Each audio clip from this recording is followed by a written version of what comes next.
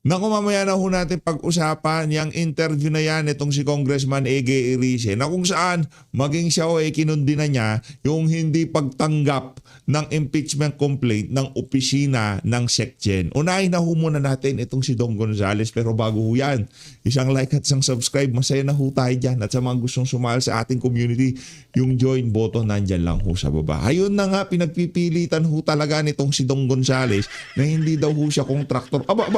Aba. Hindi naman kami nagsabi niyan. Mismong ombudsman ang nagtag sa'yo ng kontraktor. Di ba? Kung makasabi ka na hindi ka kontraktor, huwag kami awayin mo. Huwag mo awayin yung mga tao sa social media. Si Boying Remulla, since November 2025 pa lang tinatawag ka na niyang kontraktor.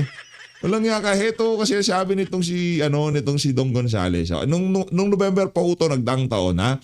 Why I welcome any inquiry on the matter, I am not aware of any ongoing ombudsman formal investigation against me on prohibited interest. Ito mga kababayan, sagot ni Boying Remulla, yes, contractor yan O contractor ka pala. Sa mga ang daming nag-comment dun sa huling video ko, walang yaka. Apakasinungaling mo talaga. Diba? Yung mga driver pa ng mga heavy equipment, mga trabahante mo pa mismo nagko-comment sa video ko. Na talagang contractor ka. Oh, yes, contractor yan It's a conflict of interest. Things that is found in so many laws on corruption. Mahirap na makatakas dyan. Naku, wala ka na daw takas. Galing mismo kay ombudsman, wala ka na palang takas, Dong Gonzales. Dapat talaga... ito sinasabi ko sa'yo. Ako sinasabi ko sa'yo, Boying Remulla. Pagka napakulong mo to, pagka napakulong mo tong Dong Gonzales na to, naniniwala ako nasa tamang landas na tayo para talagang lansagin yung mga magnanakaw na yan. Mag-umpisa tayo doon sa inner circle nitong si Tambaluslos ni Martin Romualdez. Ito sa mga inner circle. O yan, inumpisa natin kay Garjola. Nakita nyo kung gaano karaming bank account ang meron siya. Gaano karaming bilyones ang meron siya. Di ba? Silipin naman natin kay Dong Gonzales ngayon. Ganun lang naman ho yung mga kababayan. Ngayon, pakinggan ho natin ang mga punto de vista nitong si Dong na kung saan pinagpipilitan niya na hindi daw ho siya kontraktor. Game! You're here when Mayor Benji Magalong. Huwag ka iiyak. Anak na to ko, tanungan lang, walang iyakan, pambihira ka. Huwag ganun. Secretary Vince, Vice Gov Delta, Inspected Kandating. Ang kontraktor nandun nakakulay asul. Tinanong niya, sabihin mo yung totoo. Sino ba talaga dinambay lisensya mo rito?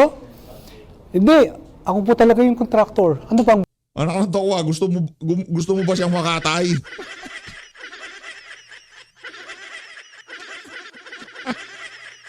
Basta mga proyekto sa Region 3, sa distrito ni Dong, anak ng toka. Ito kasi si Boying Remulla, dapat din nire-diretso mo na ito November pa pala ito January na tayo, ano nang update dito? Contractor, di ba? gusto niyong marinig, ma'am? Hindi ko kilala si Ed Marie. Huwag ka iiyak. Hindi mo kilala, wala namang problema sa amin. Hindi naman namin pinagpipilitan kilala mo. Kung engineer man yan, engineer ako, hindi ko pa nakikita ng personal si Ed Marie. Okay. Ang pamilya ko, contractor yan, di ba? Oo, di contractor ka nga. Nanggagaling mismo sa bunganga mo na contractor ka pala. Di congressman ka na contractor. Yung ibig sabihin ng contractor. Baka hindi mo alam ang ibig sabihin ni Dong Gonzales yung contractor Congressman na contractor. Huwag mong ihiwalay ang sarili mo sa pamilya mo. Huwag mo sabihin, yung pamilya ko lang ang kontraktor. Ako basta ako, congressman ako. Ano kasi raulo? Walang yato linuloko mo kami. Pero ako hindi ako contractor. My son is a civil engineer. Ulitin natin. Pakinggan nyo kung paano kayo ungguyin nitong contractor na to. Okay? Yan si Ed Marie. Okay. Ang pamilya ko, contractor yan, di ba? Makinig. Pero ako hindi ako contractor. My son is a civil engineer. Di ba? Kung ano Pamilya ko kontraktor ha. Pero ako hindi ako kontraktor. Pero walang conflict of interest doon. Ano ba naman yung merong gagawing proyekto dito? Yarin lamang. Kontraktor ka, my son? Oh. Diba? Pambira. halimbawa, Oh, halimbawa. gagawin ko yung candidating na yan. Ba't ko pa ihiramin si Ed Marie? Sige nga, ba't ko pa ihiramin si Ed Marie? Ba't hindi Kasi pagka hindi mo siya hiniram, masyadong garapalan. Masyado kayong ma-obvious. Nakalagay doon sa doon sa poster ang gumagawa kumpanya ng mga Gonzales, nakakahiya yun. Kahit sinong magsabi, kahit sinong tanongin mo sa distrito mo, alam nila na kontraktor ka. Mantakin mo pati sarili mo, di mo makumbinsi na hindi ka kontraktor. Kasi sinasabi mo, pamilya mo, kontraktor. So, congressman ka, kontraktor ng pamilya mo, pagka pinagsama yan, kontraktor. ko gagamitin yung company ng family ko kung ako ang gagawa? Kasi nga masyadong makahalata. Bawal yun. Bawal yun. Yun nga ginagawa mo na yan, na nasa politika ka, tapos yung anak mo nasa pangungontrata. Bawal yan. Napapalusutan nyo lang kasi malakas kayo sa pamahalaan. Mantangin mo pati yung pagkatalo ng anak mo, napanalo nyo eh. Di umano. Di umano. Ikaw talaga, PH. Yun yung mga kumakalat sa social media. Diba? Kung itong si Benny Abante nakuha niya sa teknikalan yung kalaban niya at ika nga napadiskwalipika niya at siya ang pumasok sa Kongreso, yung nangyari sa anak ni Doc medyo special daw yan. Di umano, diba? Pero balita natin nanalo daw ho talaga. Di umano yung anak ni Tumang, yung kalaban ng anak ni Dong. Real talk ha, yung mga nababalitaan natin sa social media yan. Pero di umano yan. Yan yung mga akahaka. Yan yung mga kumakalat na bali-balita sa social media. Oh, unverified yan.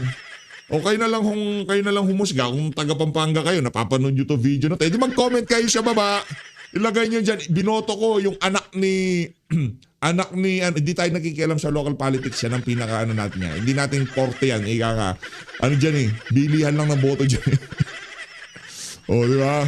Yung mga akap tupad lang ang gagana dyan. AX yan lang ang gagana dyan. Tapos na ang buto-buto. Di ba daw? Alam mo galawan. Ikaw naman. Tagal mo ng congressman. Namuti na lang lahat sa'yo. Di ba? Oh, nagsitabaan na lang mga ano nyo. Contractor ka. Diba? Napaka-basic naman nun. This is purely, boss. Let us forget politics. Let us forget politics. Okay? Let us Walang yaka, anak ng toko, di pa tumatakbo ang anak mo. Hindi pa nag-2025 midterm election dahil dahil nakikita niyong pumupustura itong mga tumang. Anong ginawa niyo diyan sa Kongreso? Ang kapal ng mukha mo para sabihin wag tayo mamulitika dito. Lang yaka, ikaw pinatawag-tawag mo yang si Mayor Tumang. Hindi ako Tumang dito. Hindi din ako Gonzales dito. Wala akong pakialam sa kanila. Ang atin lamang dito, tinatanggal lang ho natin yung BS dito sa mama na to. Huwag daw tayo mamulitika. Ano bang ginawa mo diyan sa House of Representatives nung 19th Congress? Diba? Contempt pa yan si Tumang dyan. Bakit? Dahil alam mo nila na talagang tatakbo ng pagka-congressman yung mga yan. Kakalabanin sila noong nagdaang midterm election. Anong ginawa mo? Kapal ng mukha mo para sabihin walang mamumuliti ka. Remind ko lang ho kayo kung gaano kasinungaling yung contractor na yan. hold it, move forward. Kung kilala lang ako nito, nakakasuhan na ako nito, baka pinahanap na ako nitong unggoy na to di ba?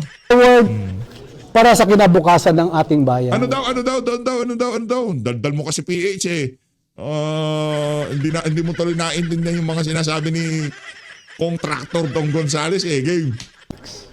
Let us forget politics, okay? Let's forward it, move forward para sa kinabukasan ng ating bayan. Wow. Kalimutan natin yung politika, malayo. Wow, para sa kinabukasan ng ating bayan. Sarap pakinggan no? Eddie Wiw. pa yan. Tuloy siya niya pa yan. Wala naman ako sinasabi eh.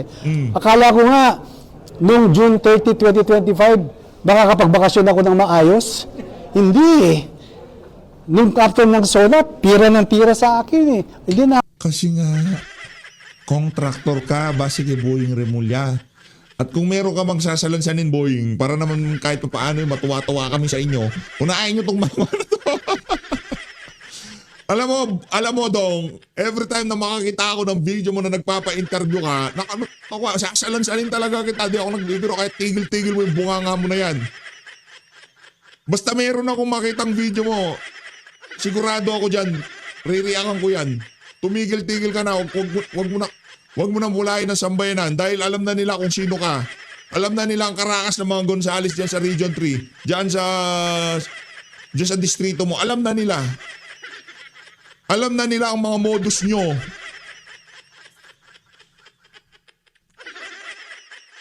Nanto ka, pagkatapos ng ama, yung anak ang ipapasok. Di ba? Ang lupit to eh. Ayaw bitawan ng kapangyarihan eh.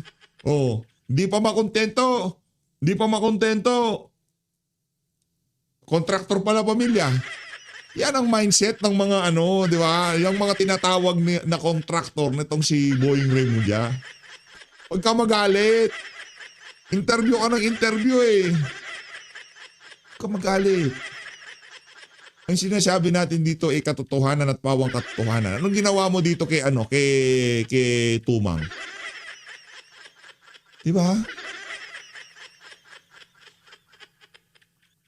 Nung panahon ng eleksyon, ito sabihin ko na ho sa inyo, ang daming gustong makipagkita sa atin.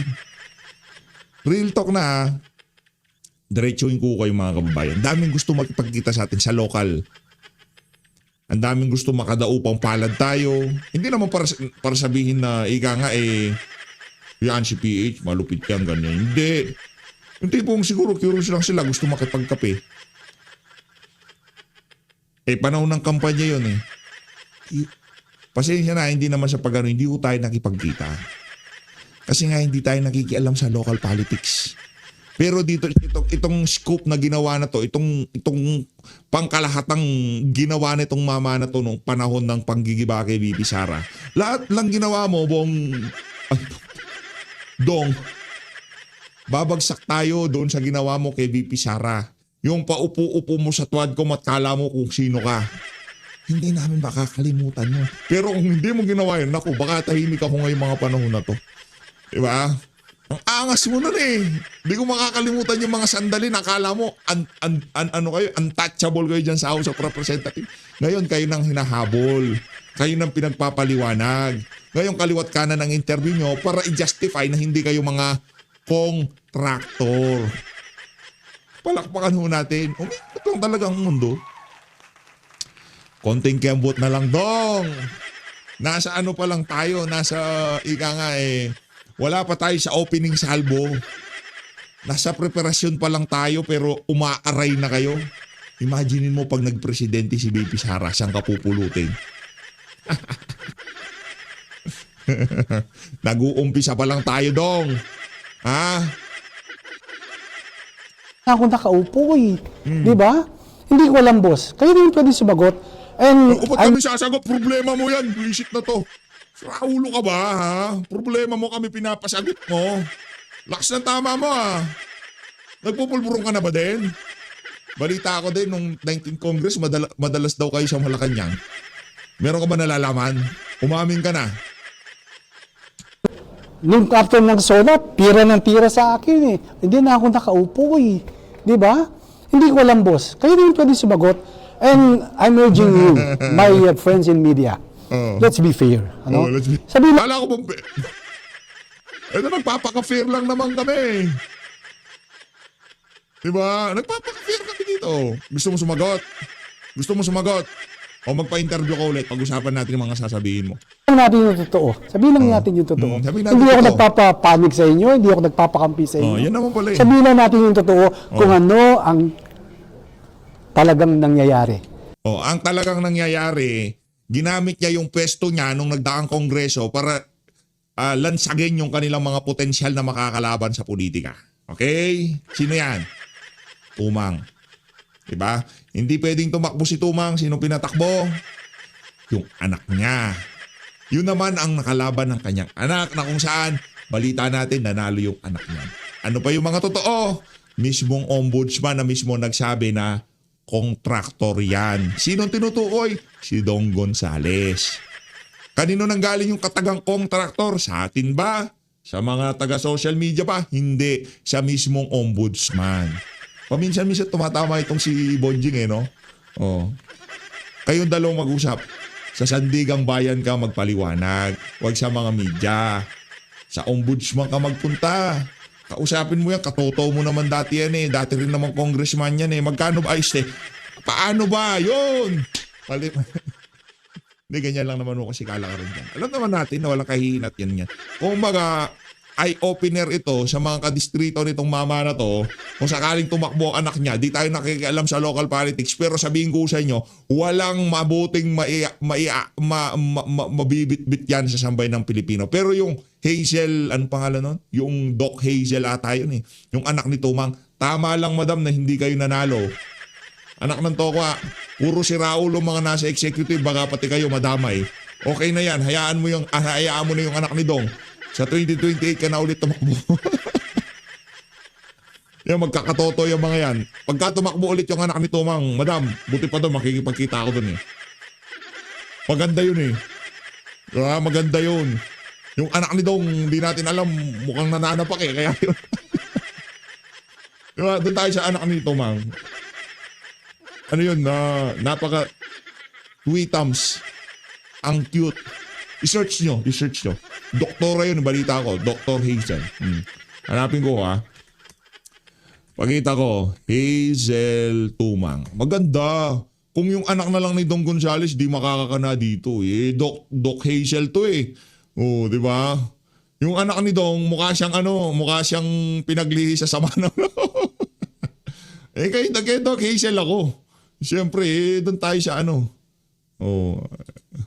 ganda ni Doc Hazel, Ito yung mga ito yung mga ko. Yan, pakita ko sa inyo kung gaano kaganda si Doc Hazel, Di ko kilala ng personal to, di ko pa na-meet ito, pero pagka, makikipag-meet ako dito, ang ganda ni Doc Hazel, Diba? Ito yung mga tipong, dapat ganito yung mga congresswoman ng First District ng Pampanga. Yan si Doc Hazel, di ba? Mga doktor, yung talagang alam mong expertise niya sa health, di ba? Yung ano ba yung expertise ng anak ni Dong? Kontraktor? Siyempre, business nila yan Business nung anong expertise ng anak ni Dong? Pagiging kontraktor? Business. Family business. Ito doktora, Dr. Hazel. Palakpakan natin si Doc Hazel. Yeah? Di ba? Diyan tayo. Doc Hazel Sabi ko sa iyo Doc Hazel Pero wala naman tayong diyan, local politics yan. Pero syempre, maganda yun si Doc. Yan, natin yan, kumbaga, yan ang ang ganda ni Doc Hazel. Ganda ni Doc Hazel. Tapusin na natin ang video. Tingnan na lang natin itong si Doc Hazel. Huwag na tayong magpunta dito kay Congressman Irice. Di ba? Sambahin natin si Doc Hazel. Doc Hazel, ang ganda mo. Papacheck up ako sa iyo bukas. Pre ba yung check up ko, Doc? Check up ako. Sakit ang ulo ko, Doc. Sakit. Dito. Headache. Migraine. Para medyo social. May migraine ako. Kumikiro. Yan. Masakit ang ulo mo kasi sobrang ganda mo, Doc Landi mo, PH, Landi mo. Siyempre, Doc Hazel yan. Doon na tayo. Tama na. Puro kakalandi ang PH update. Dito tayo kay Kay Doc Hazel tayo. Doc Hazel. Hindi mo ba nag-aalisan na? Huwag kayong aalis. Marami pa tayong pag-uusapan dito. Araw ng Martes, talagang siksik-liglig ang mga balita ngayong mga panahon na to. Eto, Congressman Ege Irice tayo. Game! Statement last Friday where you said that there is constitutional sabotage on the impeachment complaints against the president. Yes, actually, it's not just a sabotage, it's a scam.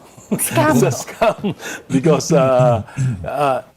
the one-year bar rule is actually a safeguard.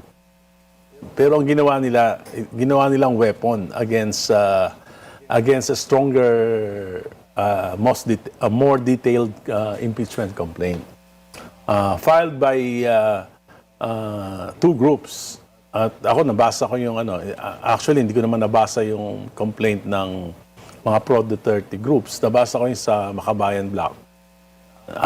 And because there are members of the Makabayan Bloc who are members of the 19th Congress, who were members of the 19th Congress, alam nila yung nangyari nung So they have personal knowledge, They have which is personal what's knowledge. a requirement in a Tapos complaint. nakita ko yung complaint nila detailed, unlike yung unang complaint it was filed January 19, 15. Kung detailed ho yun, no, kung detailed yung mga inihain ng Makabayan at yung konti lang yung diferensya doon sa ating ihahain at yarin lamang pag-uusapan yan, win-win pa rin sa atin yan pagka pinag-usapan dyan sa tawag dito, Justice Committee. Pager, tapos based on news articles. Ito yung kay Attorney De Jesus. Yun. Kung may nakakilala kay Doc Hazel dito, pakishare ng video. Papacheck up ako sa Doc.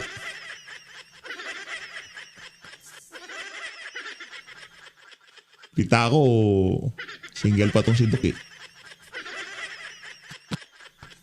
Doc Hazel. Doc Hazel. Paging Doc Hazel. Merong vlogger na masakit ang ulo. Sa mga nakakilala kay Doc Hazel, share na tong video sa kanya. Sabihin nyo, si PH Update, pinapakumusta ka. Doc. Ganda, di ba?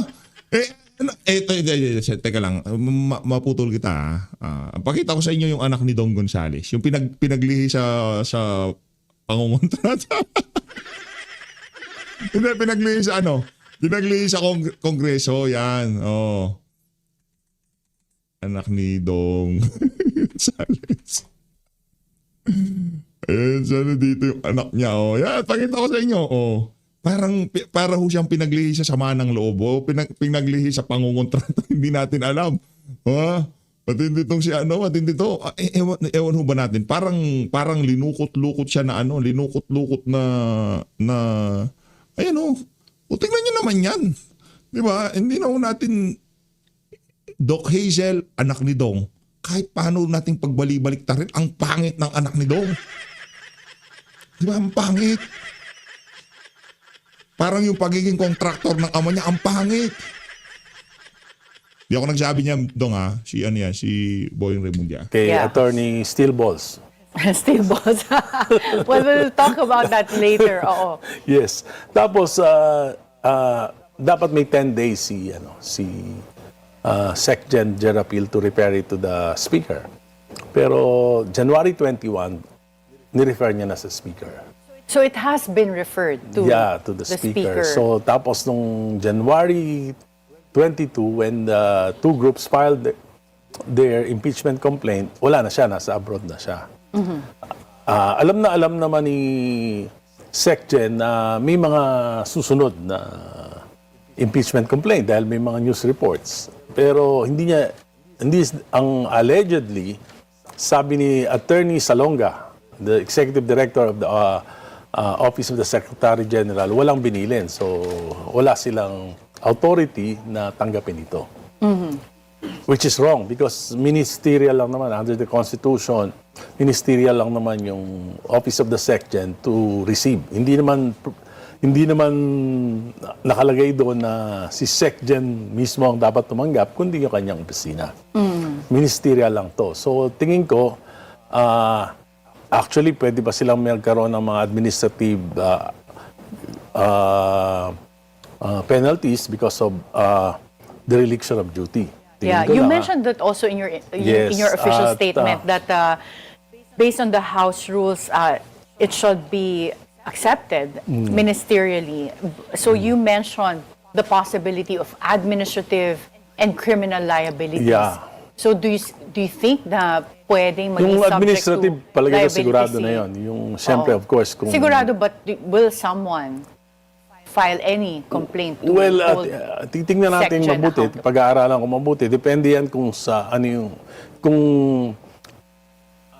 hindi naman ang purpose ko dito is to harm anybody, but yung, kundi protektahan yung constitutional process. I am not for the impeachment or I'm not for the impeachment of the president, but I am for transparency and accountability of At least daw malinaw na itong si Congressman Egay Rize, hindi siya para sa ma-impeach itong si Marcos. Alam naman namin yung kung Egay, di ba? Kayo, yung tipong pilit nyong pinipresentang gitna yung sarili nyo. Pero mga anti-Duterte. Alam naman namin yan, sa 2028 tayo magbugbugan, pero papakinggan namin na sasabihin mo kasi kahit paano, kayo ang mga iilan na congressman na yung binibigyan ng leeway yung proseso diyan sa House of Representatives. Hindi mga Duterte yung proseso kahit paano binibigyan ho nila ng leeway. Kaya papakinggan natin yan. o public officials. So at ito lang naman yung tanging paraan ng para maging accountable yung mga impeachable officials. Kung medyo sasalaulain pa natin yung proseso, medyo talagang walang kahinatnan yung bansa natin. So, tingin ko, ito yung kasi ngayon, January 26, hindi ko pa nakikita yung order of business. Pag nakalagay na to sa order of business, i-refer na ito sa Committee on Justice. And you're Pero talking about the first impeachment The complaint. first And speaking impeachment. of the first impeachment complaint, you allege that this impeachment complaint filed by Attorney Andre De Jesus was weak and it aims to trigger Yes. the one-year bar rule. We talked to Attorney De Jesus last week and this was his reply, response to that. Under the House rules, it can be also a member of the House of Representatives that can file a complaint. Yes, but I already said that I will not be filing an impeachment complaint because I'm a member of the Committee on Justice and I will be very fair in assessing all these complaints. I know that the Makabayan Bloc, because I've always talked to the members of the Makabayan Bloc who are members of the minority. So sabi nila, magpa-file talaga sila. So, kaya lang, napaka-komplikado yung preparation ng impeachment complaint. Kaya nga, sabi ko, basura yung final ni Attorney De Jesus, 15-pager, mostly from news articles. Kung nagbabasa na siya ng mga ng dyaryo, nakikinig siya sa mga balita, alam niya naman na magpa-file ng Makabayan Bloc, alam niya naman magpa-file yung pro-Duterte group, sana nakipag-coordinate na lang siya. Pero what he did is to file a very weak impeachment complaint. But Kong Egay, under the House rules, an impeachment complaint which contains a verification based on knowledge, information, and belief shall be treated as an unsigned impeachment complaint. So Well- should the complaint filed by Attorney De Jesus, since it's only based on news articles, wala namang personal Well- knowledge, kung yun po ay matreat as an unverified complaint, would that still trigger the one-year bar rule? Well, it will depend on the decision of the committee. It will be a collective decision of the Committee on Justice.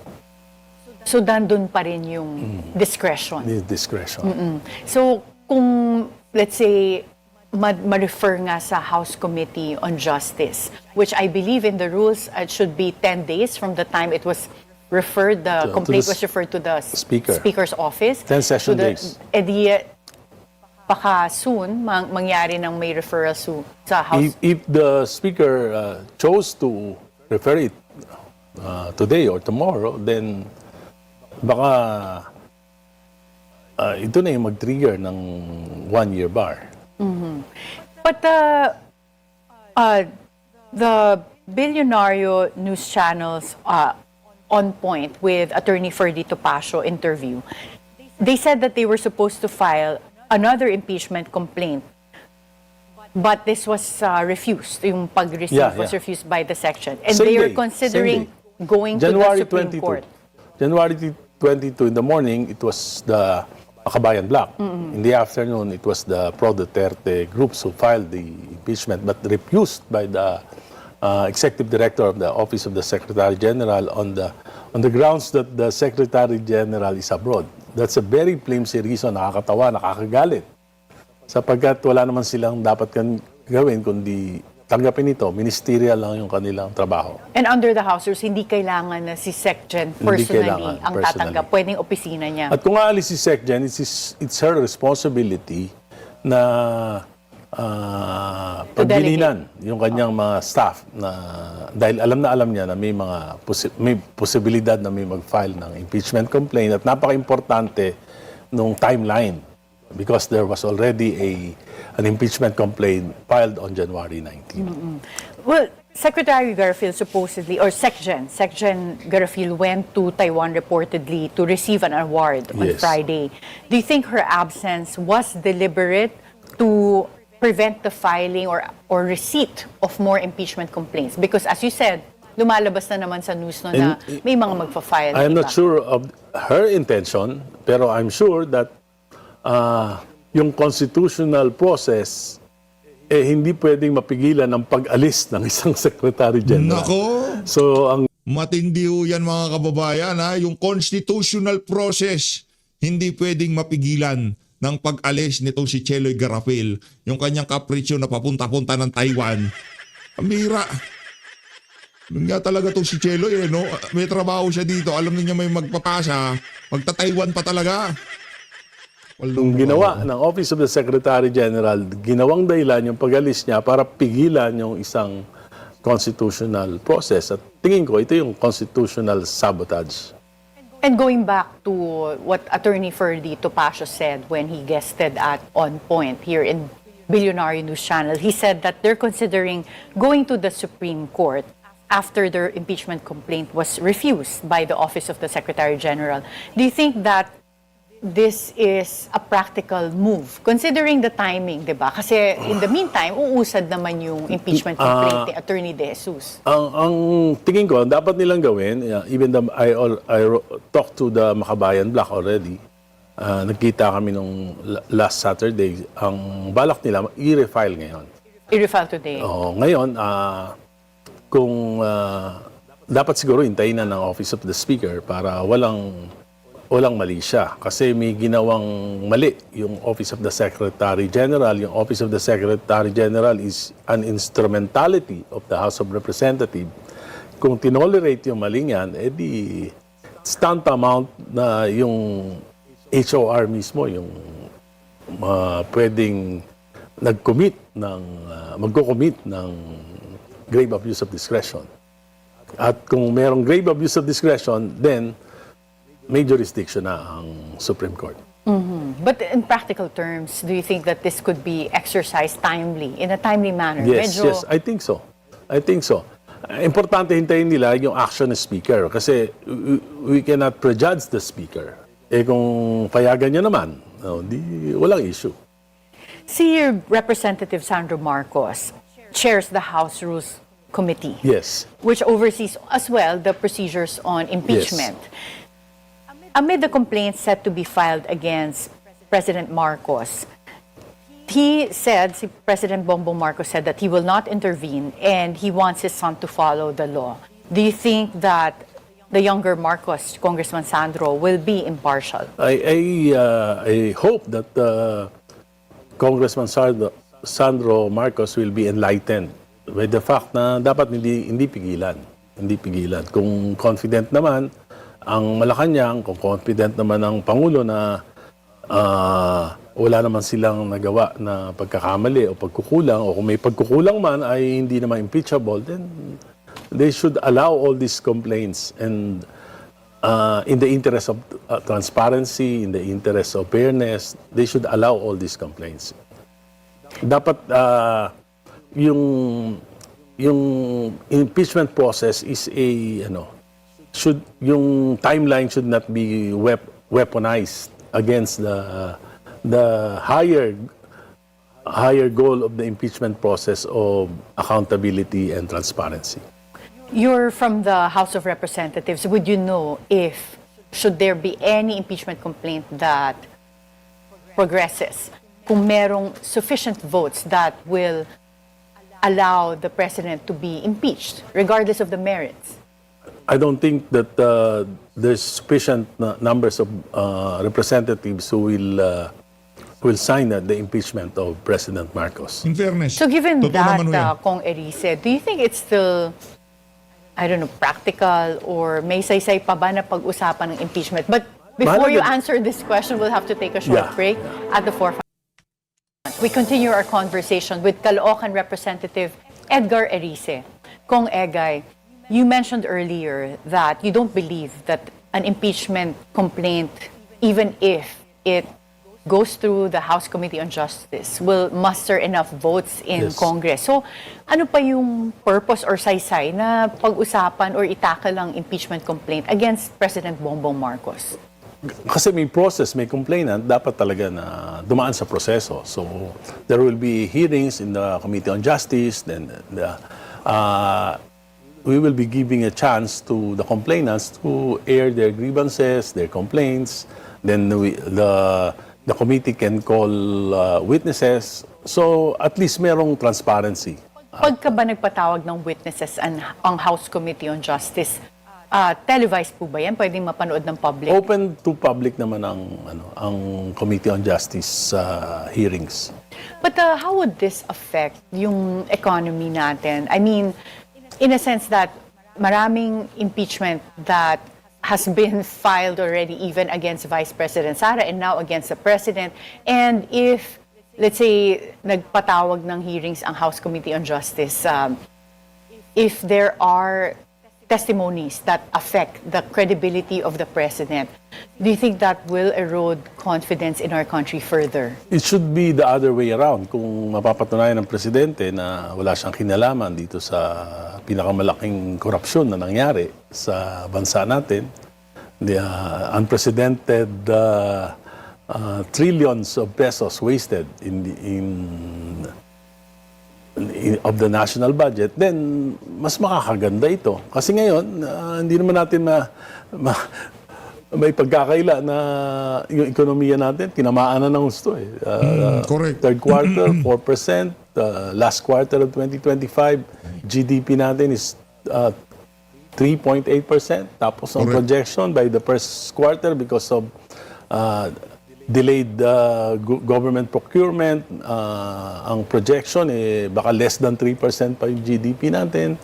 Yung maraming epekto ang ginawa nitong flood control mess na ito na dapat matuldukan. Kung hindi matutuldukan to, patuloy yung pagbagsak ng ekonomiya, hindi dahil sa impeachment, kundi dahil dito sa problema na ito ng flood control. Pag-usapan naman natin ang second highest position in our country, is Vice President. Former Senator Antonio Trillanes on Billionaire News Channel's On Point last Friday said that the plunder case against Vice President Sara Duterte may prosper due to changes in leadership, including President Bongbong Marcos's appointment of Ombudsman Boying Remulla. Do you agree with that assessment?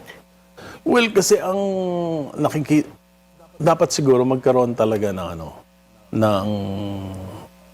anyway, kung magkakaroon tayo ng impeachment process sa House, then the Vice President supposed to face the Committee on Justice. So, pwede natin tanungin sa kanya isa-isa yon. At mahirap naman i-prejudge sa ngayon. Has it been settled, yung gray area, whether the Vice President is immune from suit? Because this plunder case has been filed even if Vice President Sara has not yet been impeached.